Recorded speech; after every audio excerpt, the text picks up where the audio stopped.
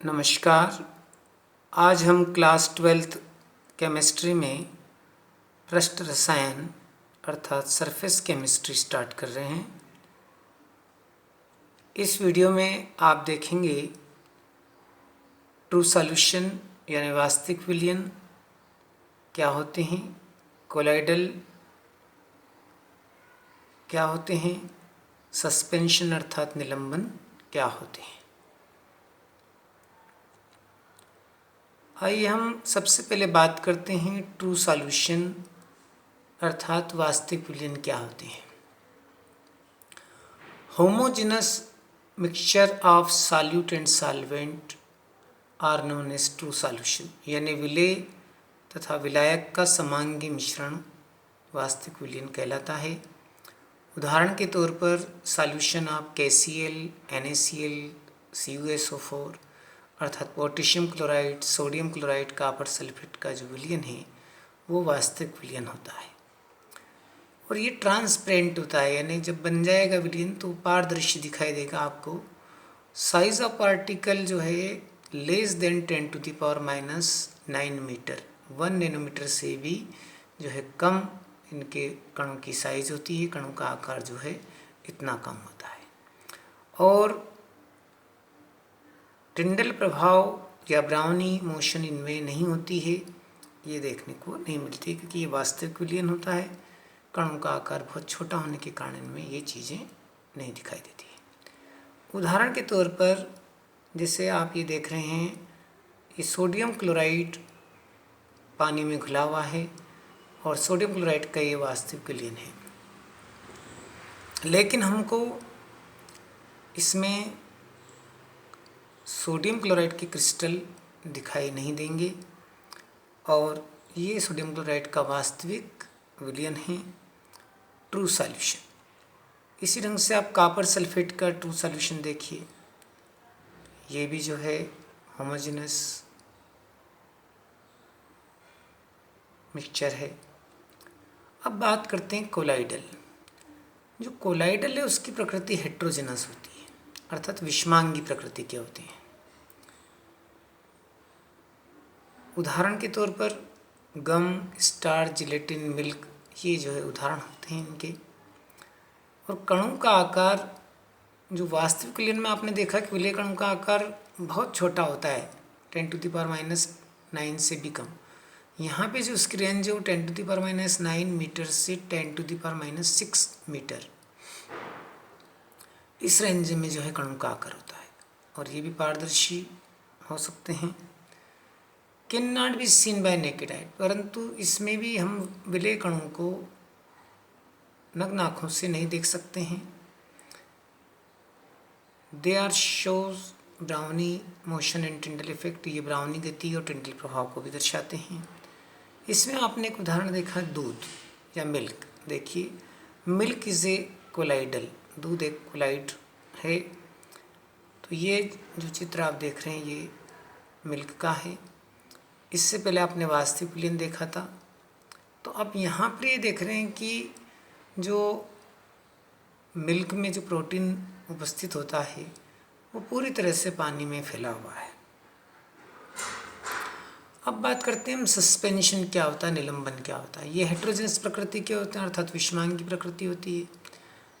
उदाहरण soil in water, यानी मिट्टी को जब जल में घोलते हैं तो कुछ समय बाद मिट्टी नीचे बैठ जाती है।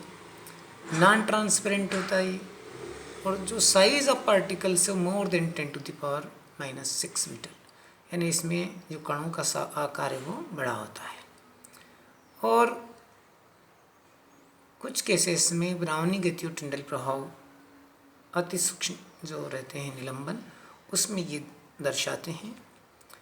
जैसे यहाँ पर आप एक चित्र देख रहे हैं, जब पानी में मिट्टी को घोलकर घुमाते हैं तो कुछ समय बाद मिट्टी के कण नीचे बैठ जाते हैं। यह जो है एक निलंबन का उदाहरण है। अब बात करते हैं मुख्य रूप से जो हमारे सिलेबस में है, कोलाइड प्रवस्थाएं या फेजेस ऑफ कोलाइड्स क्या होती है।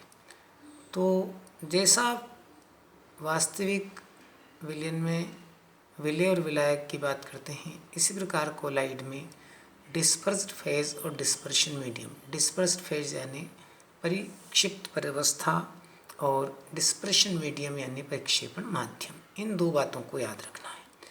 आइए हम देखते हैं, उदाहरण के माध्यम से समझने की कोशिश करते हैं कि परिक्षिप्त प्रावस्था और परिक्षेपण माध्यम क्या होते हैं। देखिए, डिस्पर्स्ड फेज यानी परिक्षिप्त प्रावस्था, डिस्पर्शन मीडियम यानी परिक्षेपण माध्यम, ये मिलकर के कोलाइडल तंत्र बनाते हैं। ये हमको याद रखना है। उदाहरण के तौर पर आपके पास फेरिक हाइड्रोक्साइड है, उसको यदि हम पानी में घोलेंगे तो फेरिक हाइड्रोक्साइड का कोलाइडल सॉल्व यहाँ पे तैयार हो रहा है। तो आप देखिए जो एक सॉल्यूट है, एक सॉल्वेंट है, यानी परिक्षेपण माध्यम एक विलायक का कार्य कर रहा है, और जब इसको हम घोलते हैं तो हमको फेरिक हाइड्रोक्साइड का कोलाइडल सॉल्व मिलता है। यानी सोडियम क्लोराइड जैसा वास्तविक विलयन यहाँ पर आपको नहीं मिलेगा। इसी ढंग से मिल्क प्रोटीन को जब पानी में हम घोलते हैं तो मिल्क बनता है। तो यहाँ पर भी वही आप उदाहरण देख रहे हैं कि ये सॉल्यूट है और ये एक तरह का सॉल्वेंट है। तो परिक्षिप्त प्रावस्था परिक्षेपण माध्यम को आप इस प्रकार से याद करिए। एक बार समझ लेते हैं परिभाषा परिक्षिप्त प्रावस्था की। कोलाइडी कणों का निर्माण करने वाली प्रावस्था परिक्षिप्त प्रावस्था कहलाती है। यानी एक तरह से ये पार्टिकल्स होते हैं, सॉल्यूट जस्ट लाइक। और डिस्पर्शन मीडियम देखिए, वह विलायक माध्यम जिसमें कोलाइड कण वितरित रहते हैं परिक्षेपण माध्यम कहलाता है। यानी एक माध्यम का कार्य करता है जिसमें कोलाइड कण जो है फैले हुए रहते हैं पूरी तरह से, उसको हम बोलते हैं परिक्षेपण माध्यम।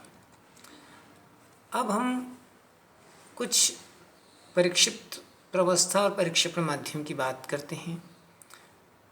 अब एक एक उदाहरण यहाँ पर ले रहे हैं, जैसे रूबी, कांच और रत्न, जितने भी जेम्स हैं, चाहे पन्ना, नीलम, जो भी रत्न होते हैं, जेम्स होते हैं, तो देखिए इनमें जो है परिक्षिप्त प्रावस्था ठोस है, परिक्षेपण माध्यम भी ठोस है।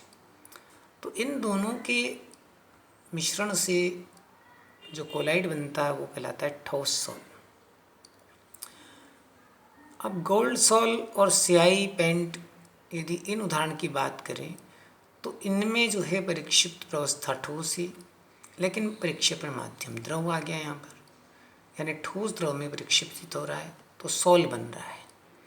तो देखिए आप इंक में जो सॉलिड इंक के पार्टिकल्स हैं वो एक लिक्विड में घुले हुए रहते हैं और इस प्रकार से जो है वो एक सॉल का निर्माण करते हैं। इसी प्रकार से यदि ठोस गैस माध्यम में वितरित हो जाए तो एरोसोल बनता है, जिससे धुआं, धूल। अब धुएं की यदि हम बात करें तो इसमें कार्बन के कण होते हैं और ये कार्बन के कण हवा में यानी गैसीय माध्यम में वितरित हैं तो एरोसोल का निर्माण करते हैं। अब हम देखिए यहाँ पर हम परिक्षिप्त प्रावस्था पहले आपने ठोस देखी थी, अब यहाँ पर तीनों में हमने द्रव कर दिए और माध्यम ठोस द्रव गैस है। अब यदि द्रव परिक्षिप्त प्रावस्था हो, परिक्षेपण माध्यम ठोस हो, तो जेल कोलाइड तंत्र का निर्माण होता है।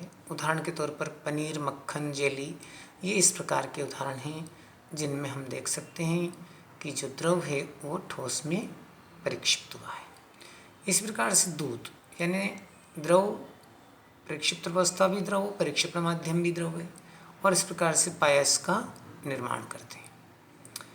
इसी प्रकार से बादल या कोहरा है तो इसमें जो द्रव है वो गैसीय माध्यम में वितरित हो रहा है और द्रव एरोसोल का निर्माण कर रहा है।